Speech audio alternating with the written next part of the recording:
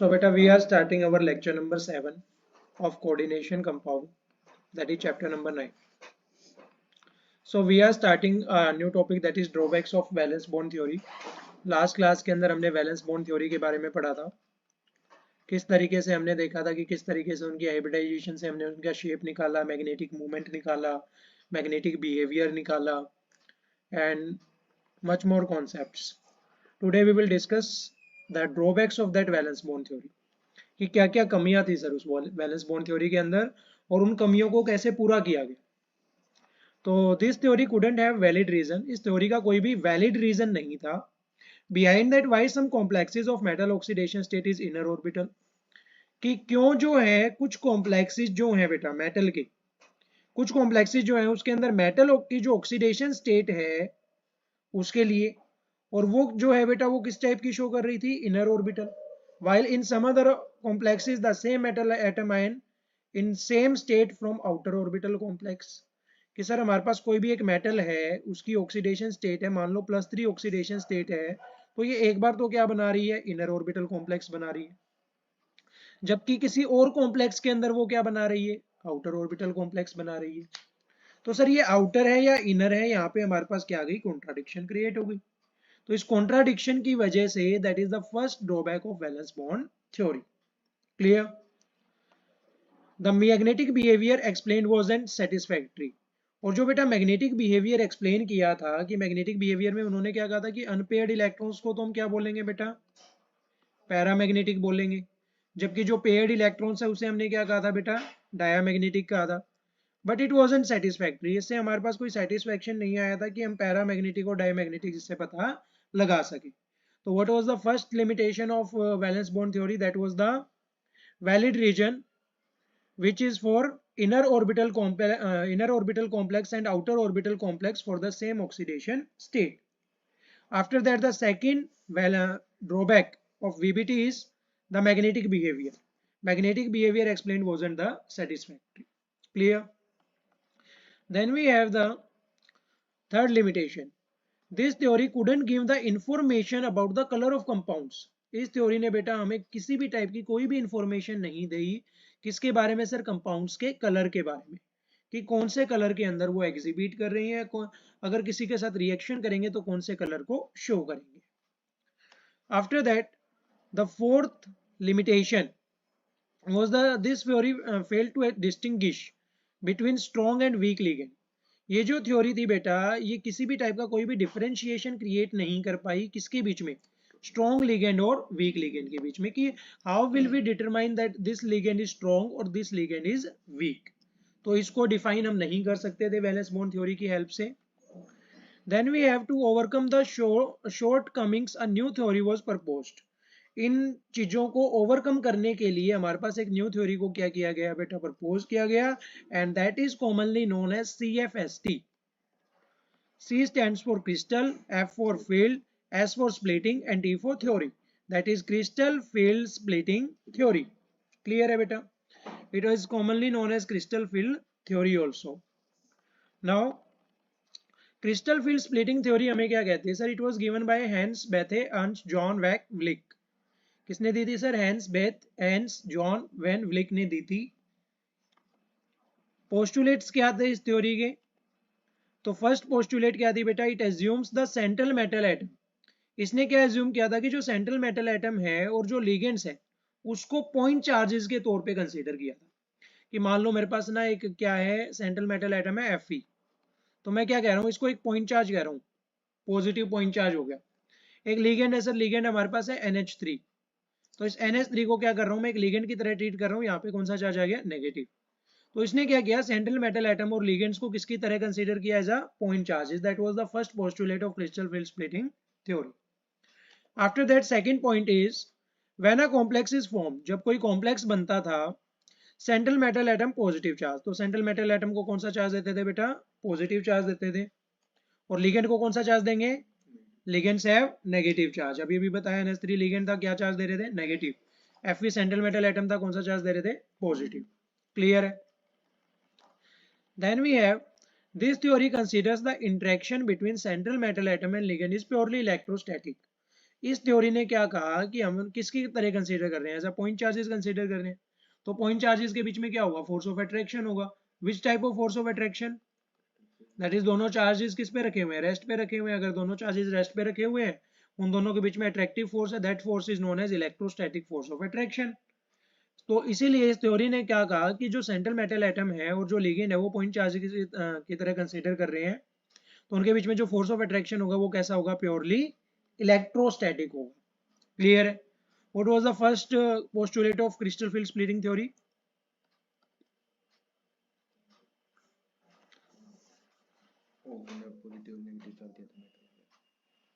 What was the first postulate of crystal field splitting theory? What was the first postulate? That is, it assumes the central atom and ligand as a point charges. Second one is complex form होगा तो central atom को क्या बोलेंगे, positive charge. Ligands को क्या बोलेंगे, negative charge. After that fourth postulate क्या है कि दोनों के बीच में force of attraction आया तो कौन सा होगा, electrostatic force of attraction. Then we have when a complex is formed, अगर हमारे पास कोई complex form हो रहा है, the central metal atom is surrounded by oppositely charged ligands. तो central metal atom जो है वो surround हो जाएगा, किससे surround हो जाएगा, oppositely charged ligand से। central metal atom पे कौन सा charge होगा, positive, और oppositely charged ligands पे कौन सा होगा, negative. क्लियर है। नो हाइब्रिडाइजेशन टेक प्लेस, किसी भी टाइप की कोई भी हाइब्रिडाइजेशन नहीं होगी। हाइब्रिडाइजेशन कहाँ पे आती है, कौन सी थ्योरी में आती है हाइब्रिडाइजेशन, वैलेंस बॉन्ड थ्योरी में। यहाँ पे हाइब्रिडाइजेशन नहीं होगी sir. Then we have to form a bond, अगर हमें बॉन्ड बनानी है, the ligand molecule must approach towards central metal atom. Ligand को अप्रोच करना ही होगा, किसकी तरफ, सेंट्रल मेटल एटम की तरफ, तभी क्या बनेगी, बॉन्ड बनेगी, अदरवाइज बॉन्ड की फॉर्मेशन नहीं होगी। In absence of external magnetic field, मान लो कोई एक्सटर्नल मैग्नेटिक फील्ड है ही नहीं है तो चार्ज कैसे ट्रेवल करेगा सर, चार्ज का ट्रेवल करना तो मुश्किल है, चार्ज तो मैग्नेटिक फील्ड के थ्रू ट्रेवल करता है, कि पॉजिटिव है तो नए पॉजिटिव वाला पॉजिटिव में चला जाएगा, और अगर पॉजिटिव पॉजिटिव को क्या करेगा, रिपेल करेगा, पॉजिटिव नेगेटिव की तरफ क्या होगा, अट्रैक्ट होगा। तो the d orbitals of central metal atom, जो डी ऑर्बिटल है किसका, सेंट्रल मेटल एटम का, क्योंकि कौन से एटम्स हैं ये, डी ब्लॉक एलिमेंट्स है, तो ये कौन सा ऑर्बिटल होगा, डी ऑर्बिटल। इस डीजनरेट, ये क्या हो जाएगा, डीजनरेट हो जाएगा, but this degeneracy breaks when ligand approaches, लेकिन ये डीजनरेसी क्या हो जाएगी, ब्रेक हो जाएगी जब लिगेंड क्या करेगा, अप्रोच करेगा। क्लियर है कि कोई भी एक्सटर्नल मैग्नेटिक फील्ड है तो एक्सटर्नल मैग्नेटिक फील्ड की एब्सेंस में डी ऑर्बिटल क्या हो जाएगा, डीजनरेट हो जाएगा, अपने इलेक्ट्रॉन्स को क्या कर लेगा बेटा, अनपेयर कर लेगा। क्लियर है। जैसे जनरेट का मतलब क्या होता था, पेयरिंग कर लेता था, अब वापिस से क्या कर लेगा, अनपेयरिंग कर लेगा, और ये डीजनरेसी ब्रेक हो जाएगी जब लिगेंड क्या करेगा, अप्रोच करेगा। कि हमारे पास क्या हो गया, देखो जैसे यहाँ पे पेयर बना रखा है, क्लियर है, तो यहाँ पे एक जो पेयर था वो कूद के आगे आ गया, यहाँ पे एक पेयर बना रखा था वो भी कूद के आगे चला गया, सारे क्या हो गए, अनपेयर्ड हो गए। अब मान लो इसको लिगेंड अप्रोच कर रहा है, लिगेंड अप्रोच कर रहा है तो ये इलेक्ट्रॉन फिर से कूद के कहाँ पे चला जाएगा, फर्स्ट ऑर्बिटल में, और यहाँ पे इलेक्ट्रॉन की क्या हो जाएगी, पेयरिंग, ये डीजनरेसी क्या हो जाएगी, ब्रेक हो जाएगी, और यहाँ पे लिगेंड क्या कर लेगा, ओवरलैपिंग। आ गया समझ में कि यहाँ पे सर हमारे पास क्या हो रहा है, हमारे पास एक डी ऑर्बिटल है, डी ऑर्बिटल के अंदर कितने ऑर्बिटल्स होते हैं सर, 5 ऑर्बिटल होते हैं, यहाँ पे पेयरिंग कर रखी है मैंने। क्लियर है। तो अब ये पेयरिंग हो रखी है सर, लिगेंड अप्रोच कर रहा है, लेकिन सर लिगेंड कोई एक्सटर्नल मैग्नेटिक फील्ड तो है ही नहीं, तो एक्सटर्नल मैग्नेटिक फील्ड नहीं है तो इलेक्ट्रॉन्स तो यहाँ पे पूरे पूरे हैं सर, पेयरिंग हो रखी है, यहाँ पे भी इलेक्ट्रॉन्स नहीं है, तो ये डी ब्लॉक अपने आप को क्या कर लेगा, डीजनरेट कर लेगा। डीजनरेट करेगा तो एक ऑर्बिटल के अंदर हमारे पास कितने इलेक्ट्रॉन्स है सर, एक इलेक्ट्रॉन है, ये वाला इलेक्ट्रॉन कूद के कहाँ चला जाएगा, थर्ड वाले में, और ये वाला जो इलेक्ट्रॉन है ये कहाँ जाएगा, इधर, ये क्या हो जाएगा, डीजनरेट हो जाएगा। अब सर डीजनरेट हो गया तो डीजनरेट की वजह से अब यहाँ पे जो है, यहाँ पे लिगेंड क्या करना स्टार्ट कर देगा, अप्रोच करना स्टार्ट कर देगा। लिगेंड ने फिर से क्या कर दिया, अप्रोच करना स्टार्ट कर दिया, लेकिन जैसे ही लिगेंड अप्रोच करेगा तो मान लो आपके पास 3 लिगेंड्स हैं, तो 3 लिगेंड्स हैं तो इन ऑर्बिटल, इन इलेक्ट्रॉन्स को वापस से किसमें जाना पड़ेगा, फर्स्ट और सेकंड ऑर्बिटल के अंदर जाना पड़ेगा। ये जो डीजनरेसी यहाँ पे हुई थी, ये डीजनरेसी फिर से क्या हो जाएगी, ब्रेक हो जाएगी। क्लियर है। इस डीजनरेसी किस लिए हुई थी, ताकि लिगेंड इसको क्या करे, अप्रोच करे, ताकि ये इलेक्ट्रॉन्स क्या कर सके, इसको लिगेंड को अपनी तरफ अट्रैक्ट कर सके। Clear. Then we have the d orbital splits into 2 sets, d orbital 2 sets में टूट जाता है, एक तो एक्सियल सेट होता है और एक कौन सा होता है बेटा, non axial set. As we know d orbital have 5 orbitals, one is dxy, dyz, dzx, and the other two are dx square minus y square and dz square. It is dx square minus y square and d of z square. Clear है? तो इनमें से ये जो तीन होते हैं बेटा इन्हें हम क्या बोलते हैं? Axial set. और जबकि ये जो दोनों होते हैं इन्हें हम क्या बोलते हैं बेटा? Non axial set. क्लियर है?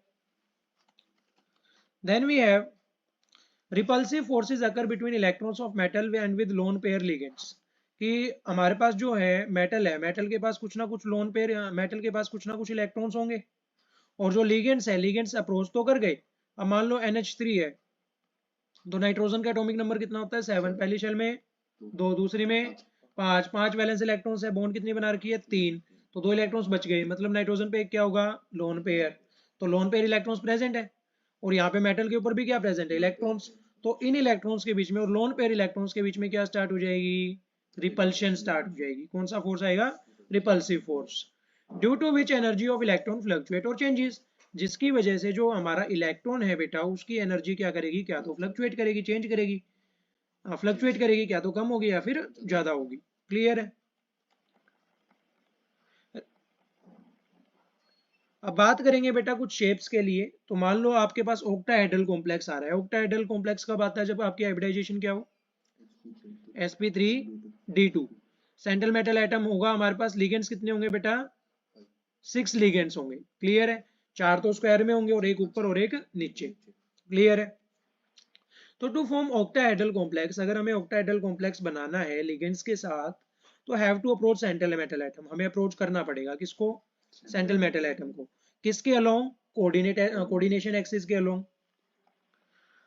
ड्यूरिंग द अप्रोच, और जब हम अप्रोच कर रहे होंगे, the d orbitals whose lobes lie along the axis, जिसके लोब्स कहाँ पे होंगे बेटा? अलोंग द एक्सिस होंगे. एक तो होता है पैरेलल द एक्सिस, और एक क्या होता है? Along the axis. की एक्सिस के अलोंग या फिर एक्सिस के पैरेलल.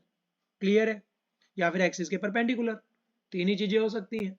तो अभी कहाँ पे है? एक्सिस के अलोंग है. क्या? डी ऑर्बिटल के लोब्स. लोब्स क्या होते हैं बेटा? ये जो चीजें होती हैं इन्हें हम क्या बोलते हैं? लोब्स बोलते हैं. क्लियर है? तो ये जिसके अबाउट है तो ये क्या होगी? एक एक्सिस होगी. इसके अबाउट क्या है? लोब्स. किसके? डी ऑर्बिटल्स के.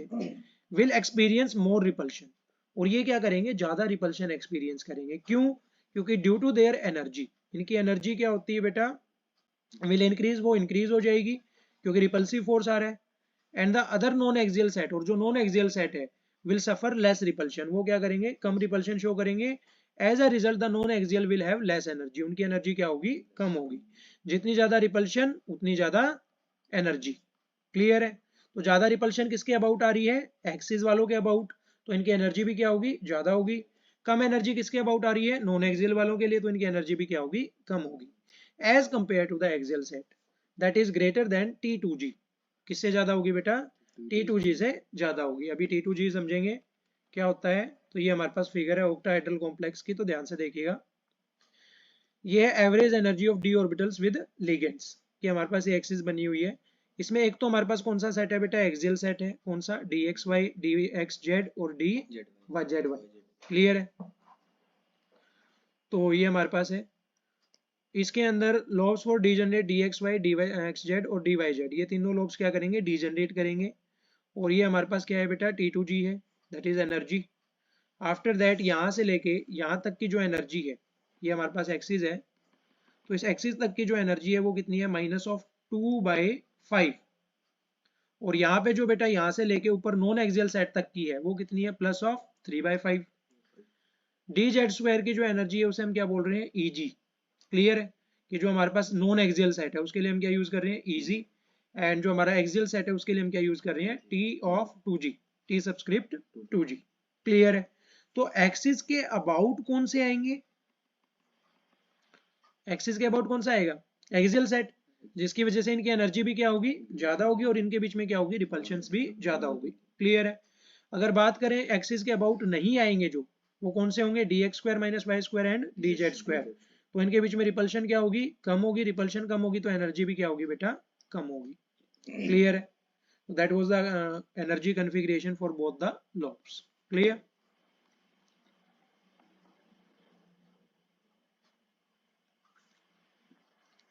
Then we have tetrahedral complex. What do you mean by tetrahedral complex? Hybridization for tetrahedral complex is sp3 4 atoms होते हैं, दो प्लेन्स में होते हैं, एक वेज पे और एक डैश पे। तो the ligands have to approach central metal atom, ligands को फिर से क्या अप्रोच करना पड़ेगा, central metal atom in between the coordination axis. पहले हम क्या कर रहे थे बेटा, अगर बात करूं ऑक्टाहेड्रल कॉम्प्लेक्स की, तो ऑक्टाहेड्रल कॉम्प्लेक्स में कहां से अप्रोच कर रहा था, अलोंग द कोऑर्डिनेशन एक्सिस, और अब की बार क्या कर रहा है, इन between the coordination axis. Clear है? During the approach, the d orbitals whose lobes lie along the axis will experience less repulsion. वहां पे क्या हो रही थी बेटा, ज्यादा रिपल्शन शो कर रहे थे, लेकिन अब की बार क्या है, बिटवीन द कोऑर्डिनेशन एक्सिस है, तो रिपल्शन क्या एक्सपीरियंस करेंगे, कम, और कम रिपल्शन एक्सपीरियंस करेंगे तो एनर्जी क्या होगी, रिपल्शन कम है, रिपल्शन कम है तो एनर्जी क्या होगी बेटा, कम होगी, तो एनर्जी विल डिक्रीज आएगा यहाँ पे। क्लियर है? And the other non axial set will suffer more repulsion, non axial set क्या करेगा बेटा, ज्यादा रिपल्शन शो करेगा, as a result the non axial will have less energy, sorry more ही आएगा यहाँ पे तो ना, वहां पे डिक्रीज आना था, यहाँ पे क्या होगा, मोर एनर्जी, कि ज्यादा रिपल्शन होगी तो एनर्जी भी क्या होगी, ज्यादा होगी, as compare to the axial set. किससे सर, एक्सियल सेट से। तो यहाँ पे अब की बार T2G जो होगा वो ज्यादा होगा किससे, इजी से। पहले T2G क्या था, छोटा था, किससे, इजी से। तो अगर हम टेट्राहेड्रल कॉम्प्लेक्स की बात करें तो आप देख सकते हो बेटा, चेंज हो गई पोजीशन, T2G कहाँ चला गया, ऊपर चला गया। क्लियर है? जिसकी एनर्जी क्या है, कम है, और EG कहाँ गया, नीचे आ गया, जिसकी एनर्जी क्या है, ज्यादा है। क्लियर है? और अब की बार कहाँ पे हो रही है, इन बिटवीन द एक्सिस, आ गया समझ में, this is in between the axis. In between the axis कब लाई करेगा, जब आपके पास कौन सा कॉम्प्लेक्स हो, टेट्राहेड्रल, और अलोंग द एक्सिस कब लाई करेगा, जब आपके पास कौन सा हो, ऑक्टाहेड्रल। आ गया समझ में? तो these two are the complexes. Then we have square planar complex. Square planar complex के अंदर क्या होता है बेटा, in the different order is seen, इसके अंदर हमें अलग ही ऑर्डर दिखाई देता है, d x square minus y square, d x y, d z square, d y z और डी जेड एक्स, 5 ऑर्बिटल्स हैं। Please note for all the complexes, for strong ligands के लिए जो CFSC है वो क्या है बेटा, ज्यादा होती है, देयरफॉर पेयरिंग विल अकर, यहाँ पे क्या हो जाती है, पेयरिंग हो जाती है। लेकिन अगर वीक लिगेंड्स की बात करें तो CFSC क्या होती है, लेस होती है, क्रिस्टल फील्ड स्प्लिटिंग इतनी ज्यादा नहीं होती है। What do you mean by crystal field splitting, that is the splitting of axial and non axial set. अगर आपका स्ट्रॉन्ग लिगेंड होगा तो स्प्लिटिंग होगी और उनके बीच में एनर्जी गैप आएगा, लेकिन अगर वीक लिगेंड होगा तो क्रिस्टल फील्ड स्प्लिटिंग जो है वो नहीं होगी, या फिर होगी तो क्या होगी, कम होगी। क्लियर है? जैसा कि हमने देखा था ऑक्टाहेड्रल के अंदर स्प्लिटिंग बहुत ज्यादा हो रही थी, जब हम टेट्राहेड्रल के अंदर आए तो स्प्लिटिंग क्या हो गई, कम हो गई, due to a weak ligand. Clear है? सो बेटा next concept is organometallic compounds. तो ऑर्गेनोमेटलिक कंपाउंड्स हमने पहले भी पढ़ रखे हैं, दैट इज हमारे पास क्या होता है बेटा, कार्बन, कार्बन के साथ क्या लगा हुआ है, मेटल लगा हुआ है। तो if we have a organo with as well as metallic, that is organometallic compound. very commonly non organometallic compound we had covered in our previous levels, that is RMGX. What do you mean by RMGX? Grignard reagent. तो Grignard reagent में हमने पढ़ा था are के ऊपर इकलौता ऐसा reagent है जिसमें आर के ऊपर कौन सा चार्ज आता है, नेगेटिव, एंड MgX के ऊपर पॉजिटिव। तो the compounds having organic matter as well as metal that are known as organometallic compounds. So they are those compounds in which metal or metalloid or a non-metal is directly linked to carbon atom of a hydrocarbon. कि हमारे पास कोई एक hydrocarbon chain होगी, उसमें carbon के साथ directly link होगा, कौन लिंक होगा बेटा, क्या तो मेटल या मेटलोइड या फिर non metal, and that compound is known as organometallic compound. Then we have for example C2H5 2Zn, कि हमारे पास दो क्या है बेटा, C2H5 ग्रुप्स लगे हुए हैं और इनके साथ हमारे पास क्या लगा हुआ है, Zn लगा हुआ है। क्लियर है? तो ये क्लोज चेन के अंदर भी हो सकते हैं और सिंपल चेन के अंदर भी हो सकते हैं। तो ये हमारे पास C2H5 हो गया। क्लियर है? Please note that metal cyanides and metal carbides are not organometallic compounds, कि जो हमारे मेटल साइनाइड्स होते हैं, फॉर एग्जांपल हमारे पास क्या लगा हुआ है, KCN लगा हुआ है, तो KCN में तो यहाँ पे भी कार्बन आ रहा है सर, लेकिन यहाँ पे कार्बन आ रहा है, ये हमारे पास किसी भी टाइप का कोई भी ऑर्गेनोमेटलिक कंपाउंड नहीं है। बात करें मेटल कार्बाइड्स की, जैसे CaCe2 हो गया, दैट इज कैल्शियम कार्बाइड, तो ये भी हमारे पास किसी भी टाइप का ऑर्गेनोमेटलिक कंपाउंड नहीं होता है। We are discussing about hydrocarbon, कि हाइड्रोकार्बन के साथ क्या लगा हो, मेटल लगा हो, that are considered as organometallic compound, not carbon with metal और non metal, these are hydrocarbon with metal or non metal. then in carbon atom is not directly joined to the metal. Then we have types of organometallic compound. सबसे पहला type कौन सा आता है बेटा, sigma organometallic compound, and the another one is pi organometallic compound. तो बात करें बेटा सिग्मा की, तो sigma and pi, sigma organometallic compounds जो होते हैं, these are the compounds obtained by bonding of non metal. ये किसकी बॉन्डिंग से ऑब्टेन होते हैं बेटा, by the bonding of non metal with metalloid elements and with carbon, that are RMgX हो गया, CH3 3Al हो गया, that are considered as a metalloids और नॉन मेटल्स. क्लियर है. तो इसके साथ अगर लिंकेज होती है तो उसे हम क्या बोलते हैं बेटा, सिग्मा ऑर्गेनोमेटलिक कंपाउंड बोलते हैं. And what do you mean by pi organometallic compounds, these compounds are formed mainly by transition elements. ये किसके साथ बनते हैं, ट्रांजिशन एलिमेंट से. जैसे हमने अभी पढ़ा कार्बन, कार्बन के साथ मेटल, नॉन मेटल, मेटलोइड्स आ रहे हैं, तो इसे हम क्या बोलेंगे, सिग्मा ऑर्गेनोमेटलिक कंपाउंड. लेकिन अगर ट्रांजिशन एलिमेंट्स आ रहे हैं जैसे कि Fe हो गया, कॉपर हो गया, प्लेटिनम हो गया, तो ट्रांजिशन एलिमेंट्स के साथ अगर बॉन्डिंग हो रही है तो उसे हम क्या बोलेंगे बेटा, pi organometallic compound. Normal sigma bond is formed through the pi electron cloud. और नॉर्मल सिग्मा बॉन्ड किससे मिलकर बनती है बेटा, pi electron cloud of organic molecule से, जैसे कि फेरोसिन हो गया या फिर जीसिस सॉल्ट हो गया. क्लियर है. This Zeise's salt you will definitely study out in biomolecules. Biomolecules के अंदर हम फिर से पढ़ेंगे इनको, जीसिस सॉल्ट एंड फेरोसिन को. Then we have sigma and pi organometallic compounds के अंदर, these compounds are formed by transition metal carbonyls. कि सिग्मा एंड पाई, अभी हमने कौन सा पढ़ा, सिग्मा वाला. सिग्मा वाला किससे, मेटल या मेटलोइड से. पाई वाला किससे बेटा, ट्रांजिशन एलिमेंट से. Now we will consider sigma and pi. Sigma और पाई किससे बनते हैं sir, these compounds are formed by transition metal carbonyls. कि ट्रांजिशन मेटल और साथ में क्या लगा हुआ है, कार्बोनिल ग्रुप लगा हुआ है. कार्बोनिल ग्रुप क्या होता है, carbon double bond oxygen, and दोनों वैलेंसीज फ्री, से हम क्या बोलते हैं, कार्बोनिल ग्रुप. और इसके साथ अगर मैं ट्रांजिशन एलिमेंट को कंबाइन कर दूं, मेटल कार्बोनिल बना दूं, तो ट्रांजिशन मेटल कार्बोनिल को हम क्या बोलते हैं, sigma and pi organometric compound. Clear है. Then considering bonding in metal carbonyls, तो these compounds possess both S and P characters, दोनों कैरेक्टर्स होते हैं, S कैरेक्टर भी और P कैरेक्टर भी. The MC sigma bond is formed by donation of lone pair. जो metal और carbon के बीच में सिग्मा बॉन्ड बनती है वो किसकी वजह से बनती है बेटा, by donation of lone pair. Lone pair donate करता है if electrons on the carbonyl carbon into a vacant orbital of metal. कौन करता है सर, कार्बोनिल ग्रुप वाला carbon into a vacant orbital of metal. मेटल के वैकेंट ऑर्बिटल के अंदर इलेक्ट्रॉन्स की ट्रांसफरेंस होती है, कार्बन करता है, और उसकी वजह से मेटल और कार्बन के बीच में क्या वो फॉर्म होती है बेटा, बॉन्ड फॉर्म होती है. क्लियर है. Then we have the MC pi bond is formed by the donation of pair of electrons from the filled d orbitals of metal into vacant anti bonding pi orbitals of the carbon monoxide. कि अगर बात करें बेटा यहाँ पे हमारे पास carbon monoxide है, तो donation of pair of electron होगी, किससे होगी बेटा, from the field D orbitals of metal. कि अभी हमने क्या किया था, कार्बन के इलेक्ट्रॉन्स को वैकेंट ऑर्बिटल ऑफ मेटल के अंदर क्या डाल रहे थे, डोनेट कर रहे थे.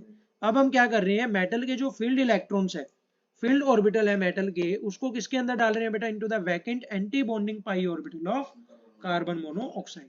क्लियर है. These are the bondings. The metal to ligand bonding creates a synergetic effect. Metal और लिगेंड की जो बॉन्डिंग होती है बेटा, उसकी वजह से एक इफेक्ट होता है, that is synergic effect, which strengthens the bond. जो बॉन्ड को क्या करता है, मजबूत बनाता है. किसके बीच में, कार्बन और ऑक्सीजन के बीच में. And metal as shown below, और किसके बीच में बेटा, मेटल के बीच में. तो आप देख सकते हैं यहाँ पे आपके पास क्या है, कार्बोनिल ग्रुप है, डबल बॉन्ड आएगी, तो इसके हमारे पास क्या कर रहा है बेटा, ये डी ऑर्बिटल के लोब्स के अंदर क्या कर रहा है, इलेक्ट्रॉन्स की ट्रांसफरेंस कर रहा है, जिसकी वजह से इनके बीच में बॉन्ड जो फॉर्म हो रही है, that bond is sigma bond. उसके बाद ये लोब्स वापस से कार्बन को क्या कर रहे हैं, एंटी बॉन्डिंग ऑर्बिटल के अंदर इलेक्ट्रॉन्स डोनेट कर रहे हैं, जिसे हम क्या बोलते हैं, पाई बैक बॉन्ड बोलते हैं. क्लियर है. Then we have application of organic compound, की कहाँ हम अप्लाई करते हैं कोऑर्डिनेशन कंपाउंड को. तो they are used in estimation of hardness of water. वाटर की हार्डनेस को मेजर करने के लिए हम किसका यूज करते हैं, कोऑर्डिनेशन कंपाउंड का. कौन कौन से, जैसे कि कैल्शियम हो गया, मैग्नीशियम के आयंस हो गए, जो मिलके कौन से कॉम्प्लेक्स बनाते हैं, EDTA है, that is ethyl diamine tetra acetic acid. Clear है. It is used in estimation and detection of metal ions. Metal ions की एस्टिमेशन और डिटेक्शन के लिए भी हम किसका यूज करते हैं, कोऑर्डिनेशन कंपाउंड का, कि मेटल आयंस है या नहीं है, और अगर है तो उनको किस तरीके से डिटेक्ट किया जाए. एग्जाम्पल के लिए Na2 positive ions is estimated using dimethyl glyoxide. कि Na2 पॉजिटिव को हमें क्या करना है, डिटेक्ट करना है या एस्टिमेट करना है, तो हम कौन से कोऑर्डिनेशन कंपाउंड का यूज करेंगे, डाइमिथाइल ग्लाइयोक्साइड का यूज करेंगे। It is use in extraction of metals, metals के एक्सट्रैक्शन में यूज होता है। जैसे मेटल की डिटेक्शन तो कर ही ली, अब हमें उसको बाहर निकालना है, तो बाहर निकालने के लिए हम किसका यूज करेंगे, कोऑर्डिनेशन कंपाउंड्स का, जो उसको प्योर कर देंगे। Then we have it is used in medicines, medicines में यूज होता है, जैसे कि cisplatin is used in treatment of cancer, that is a type of coordination compound. Animals में और प्लांट्स में भी यूज किया जाता है बेटा, जैसे कि word like haemoglobin is a complex of iron. Haemoglobin जो होता है आपके ब्लड के अंदर, वो किसका कॉम्प्लेक्स होता है, आयरन का, क्लोरोफिल का और आयरन का। जबकि क्लोरोफिल जो होता है, chlorophyll is a complex of magnesium. Chlorophyll किसका कॉम्प्लेक्स होता है बेटा, मैग्नीशियम का। इसी तरीके से हमारे पास बहुत से ऐसे नेचुरल सब्सटेंसेज है जो कि क्या होते हैं, आपस में कॉम्प्लेक्स होते हैं। क्लियर है? So that's all for today's class. in this class the chapter coordination compound is completed, and the next chapter we will start will be